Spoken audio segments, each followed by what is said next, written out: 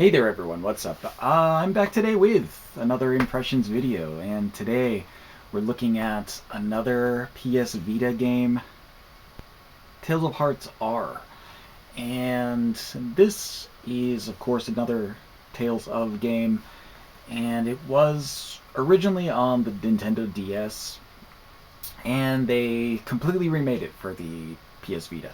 So the DS one is like a 2D Tales game. It's got 2D art and a 2D battle system, but the Vita version is a straight upgrade to the graphics and the gameplay to the more modern Tales styles. So it's not. It takes away the 2D style of the original Tales of Heart and replaces it with the modern console version of the battle system for Tales. So it's a 3D arena, and all the models are 3D cell shaded, and all the stages are redone and updated for the Vita. So it actually, this game looks like a console Tales game. It looks really good. The cell shading is really nice. The level designs are all done really nicely. I don't really have any complaints about how it looks. It looks like a Tales of game, and that's really what you can't really ask for more in a Tales of game. It looks like a Tales of game. So it does. But let's talk about it. Let's see. Tales of is. I should probably start by saying that I'm not like a huge Tales of fan. Like, I don't dislike the series, but I'm not like a giant fan. Like, I don't think any of them. That's not really true, but most of them are like mediocre to somewhat above that. And for the ones I've played, at least. And I've played 4 other Tales of games, so it's not like this is the first one I've played. I've played Tales of Fantasia, Tales of Rebirth, Tales of Vesperia, and Tales of Graces, and out of those, Tales of Rebirth is my favorite. That one was really good. All the other ones are varying levels of okay to good. And that's pretty much it, though. But this is Tales of R, my 5th Tales game, and Tales of Hearts R does some things I like and some things I don't like. So, first, let's talk about the story. It's a pretty interesting story, actually. I didn't dislike the story. You do have this kind of situation where, the 2 of the main characters show up in a village where the actual main character Sing is living, and they get attacked, and Sing's grandfather gets killed, and they're kind of set off in this mission to fix one of the other characters who has been damaged in a way. And I don't want to give away the story, is why I'm being so vague, but essentially you have this, one of Sing, who's the main character, his grandfather gets killed, and one of the other characters in your party gets changed in a way that forces you to travel the world to try to heal her. So it's a pretty good story, actually. It evolves beyond that, but it does a good job at kind of setting up the start of it and kind of giving you all the well, it does give you a nice bit of character kind of development, although some of it is really forced development. So I mean, it's literally forced in the game. Like, the quests are part of building a character back. I'm trying to be vague, but it's like characters kind of personality changes in the beginning, and you have to kind of rebuild their personality in a way. So that character develops in a way that's totally different from how everybody else develops. But you have your kind of main characters. There's 8 characters in total that you can play with, but your kind of main character is Sing, who is the kind of hero of the game, and Kohaku, which is like the girl, and her brother Hisui. Those 3 are kind of like your main characters, and then you kind of pick up other people throughout the game. And in kind of Tales fashion, there are good characters and there are annoying characters. And of course, there is an annoying kid. Um, that seems to be something that happens in all the Tales games. There's always one annoying kid. And this game is no exception. There is an annoying kid. Although, I didn't find her to be as annoying as, for example, in Tales of Vesperia, where that one was totally annoying, and you were forced to use that character too. But whatever. In this game, you have a lot of choices for characters, and they're different. And I like the way they did it because they didn't give you kind of a the tropey kind of, oh, this girl, the girl is your healer, and this other the kind of loudmouth guy will be the strong fighter. It's not actually like that. So they did a good job at kind of making characters that weren't cliche, even within the Tales series, where they kind of do have a tendency to do that. But the character Singh himself, he's kind of like he's like a happy-go-lucky kind of guy. Like he hasn't been out in the world, so he's really naive and he's really positive all the time. And he goes through some changes in the game. Obviously, he changes a couple times. He changes drastically. That's part of the story, but he does make some changes, and he does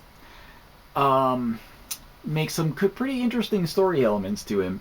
Although, I think what happens with this game in the story and with the characters is that they all have their moments, but the story overall also has its moments. But there's a lot of goofiness. I mean, it's kind of inherent in the Tales games. There's always like a kind of goofy kind of undertone to everything. But what happens is, a lot of times in this game, the timing of it is weird, so it makes the parts that should be super awesome to just downgrade it to just awesome, because the tone is like this drastic switch between goofy to very serious in like matters of moments, because you do have the kind of conversations that happen throughout the game, and sometimes you'll go from like a really serious, like kind of heavy scene where people are dying and stuff, and then the next thing you have these conversations come up that are like these kind of goofy jokes, and kind of weird. It's kind of like a weird setup in the game where I didn't, I think like they didn't quite pay as much attention to when these conversations were happening, I think, as they may have in other games, that I didn't really notice this kind of thing as much.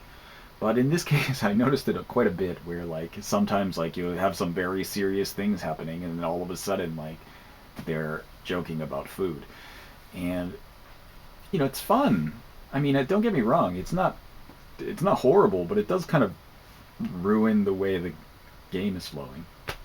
So that was a kind of a negative point, but it's not so negative that I hated it. Like I said, the story is really pretty interesting to go through, and the characters are mostly, for the most part, they're pretty good.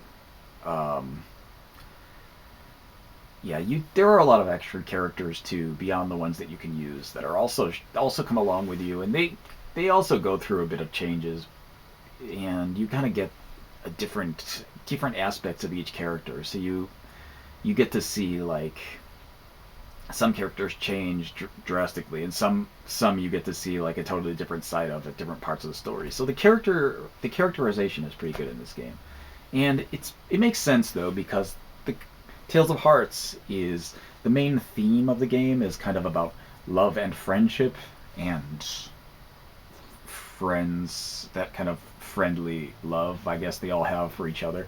So you get a lot of that. It's kind of the main theme of the game, and the main theme is portrayed well. So I can say that like it's a win for that. But beyond that, there's other things in the game. There is the kind of mechanics of the game are good. I like the way the battles work. It's I'm trying to think of what it's most like. Maybe Tales of Graces.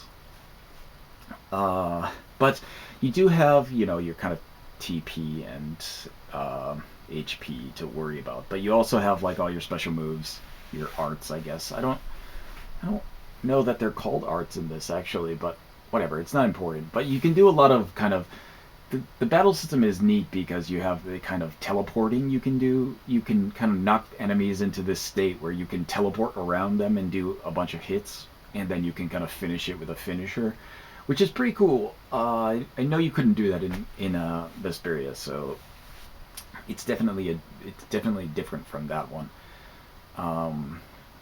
But that was a pretty cool system. I liked that you could do a ton of combos and you could kind of team up with your other people in your party to do combos. And I don't know, the battle system is, it's pretty good. It's not boring, at least. I think like a lot of the times you can kind of just button mash through a lot of stuff, and I mean, for the weak enemies, you could probably close your eyes and just kind of mash the button, and you would be fine. But obviously for the bosses and more difficult encounters, you have to think about what you're doing. You have to try to, combo your arts in a way that will knock the enemy down to stop them from hurting you, or to, knock them into the combos so you can do your own kind of teleporting combos. It's actually, you have to think about the battles. But here's another problem I had with the game, was that it wasn't difficult.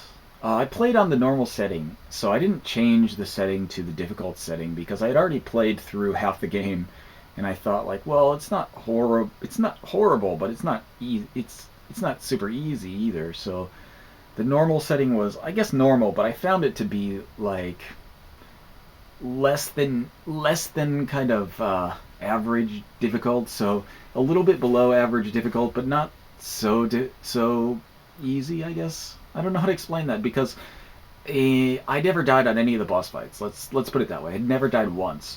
The only time my party I actually got wiped was, I got wiped one time in the entire game, and it was because I was playing and I wasn't paying attention. I was doing something on my computer, and it was just a regular kind of enemy fight, and I just was mashing the button and not looking at the screen, and somebody got killed, and that kind of got everybody else wiped at the same time.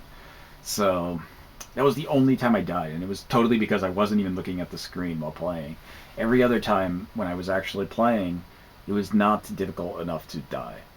And even then, like, even on bosses, it was rare that I even had to resurrect anybody. So in hindsight, I probably should have bumped the difficulty up. And that's not to say like I was grinding a lot either. And many times I would be playing and just playing through dungeons like normal, and you get through fights and you level up, but like I kept forgetting to level up, so I'd go into a boss battle at like a certain level, but like I hadn't leveled up any of my stats for 10 levels or something, but I'd still do fine. So it was the kind of thing where like just the normal battles is enough to get through the game with no trouble at all. I couldn't imagine anybody having any like real trouble with the game as long as you were just doing regular fights while playing. It would be, unless you were just using the kind of white bottles to get enemies out of your way all the time, it would probably be really difficult to be underpowered for any of the bosses, including the final boss, which was a little bit time consuming, but it wasn't difficult in any way. So I'm trying to think of what else is there for the game. We talked about the graphics. Did we talk about the graphics? Yeah, I did. Story, characters, music is alright. It's not spectacular or anything, but I didn't find it to be intrusive in any way. And the voice acting is good too. Some of the characters have this questionable voice acting that it's like, it's not bad per se, but it's bizarre. Like there's one of the enemies, sort of enemies near the end, that has this crazy voice acting, and it's like if you took a Japanese version of the kind of Alvin and the Chipmunks and then sped it up. That's the only way I can explain it. It's insane. It's like it's crazy to listen to, and it's goofy, but I guess it fits the character, but it's still kind of crazy to listen to. So I'm trying to think of anything else I want to say about Tales of Hearts. I'm sure I have some stuff, but I can't think of it. So yeah, Tales of Hearts. This game, the characters actually have some pretty. There's actually some pretty good twists in the story, even though they're not. That was another thing. They had, I think, too many enemies. There were too many bosses that were introduced in the game that they didn't build up enough. Where there were points where they built up one boss for like half the game, and then that boss doesn't even end up being the end boss. So you're kind of really invested in beating that boss, but it doesn't really work out that way, because even then, even after you defeat that boss, like, it's already past the point in the game where, like, she's kind of become irrelevant to if you beat her or not. She's not the main boss, and that you have other stuff to handle. So she just becomes another side boss, and there are a ton of side bosses. Like, sometimes they get introduced, and then they do something horrible, and then you like don't hear about them again, and you're just like, who is this guy? Oh yeah, this guy in the beginning who did this awful thing. And then like he'll come back and you'll fight him, and then they'll introduce somebody. Just suddenly there'll be a new boss. And that kind of thing was like, they didn't do a really good job on all of the bosses and making them like threatening, or even like that you disliked them in some way, because the final boss himself is not. I mean, he's terrible, and he's doing terrible things, but he's doing terrible things for like what he thinks is a good reason.